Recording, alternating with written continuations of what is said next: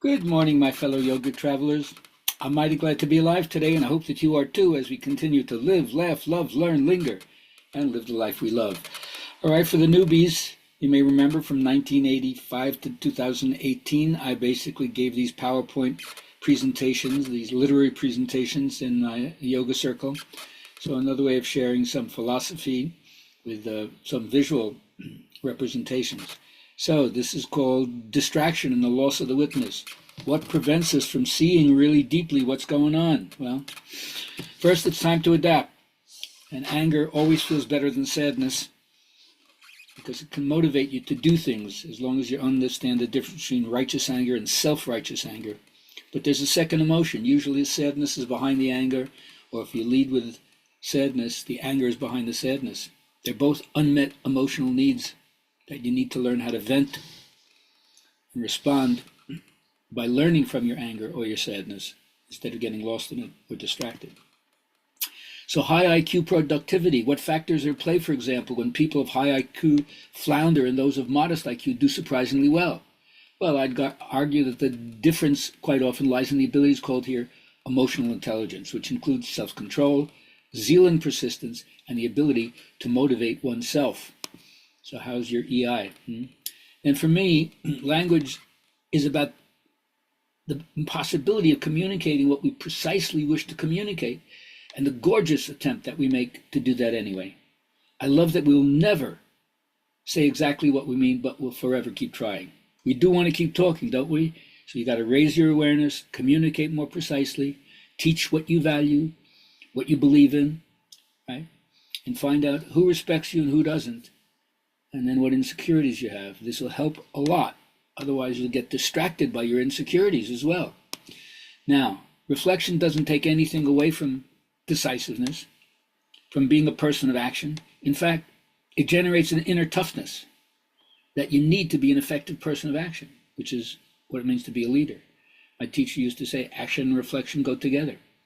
So reflect, it'll help you answer some questions. It'll give you a better perspective about actions and goals that you need to focus on.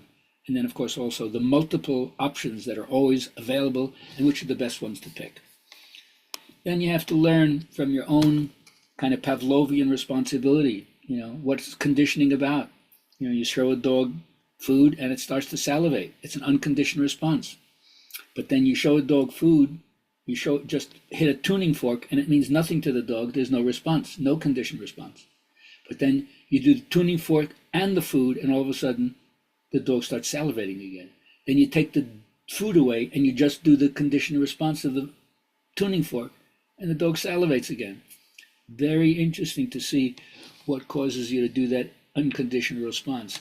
Well, I'm saying it's your anger. It's being so pissed off. That's why ahimsa or nonviolence is the first ethical principle in yoga. You don't want anger to be a teacher for you. Your teacher is a bully. Or as a drill instructor that's always kicking your ass.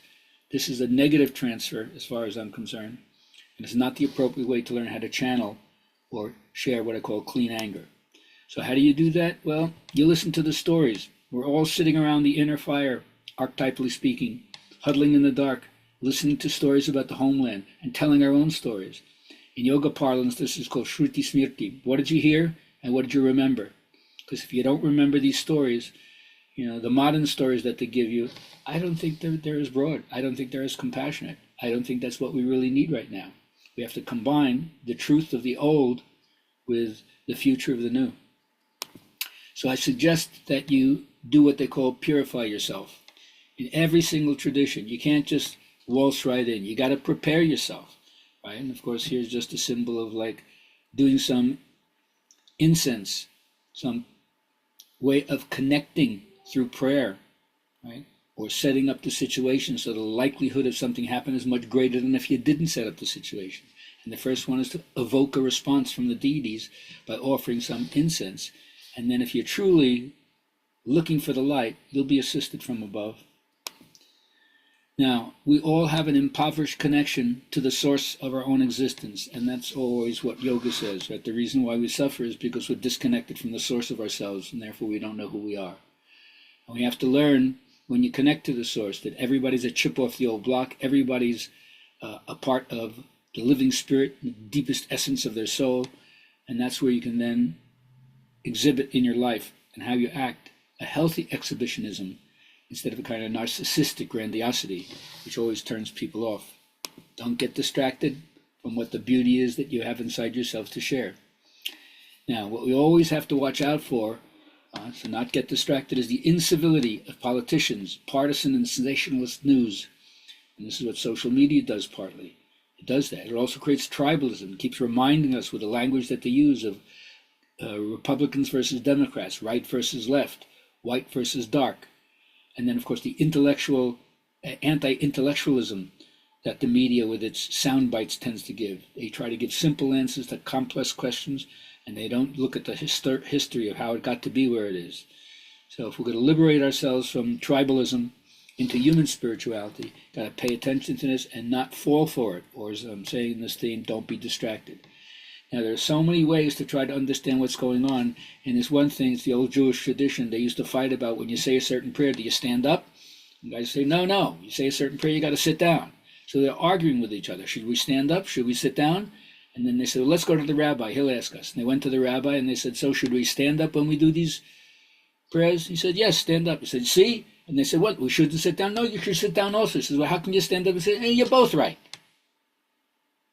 That's the tradition. Arguing, trying to come to a better understanding, even if you go to somebody who's supposed to be the master, and they tell you, and yet part of it is you got to figure this out for yourself.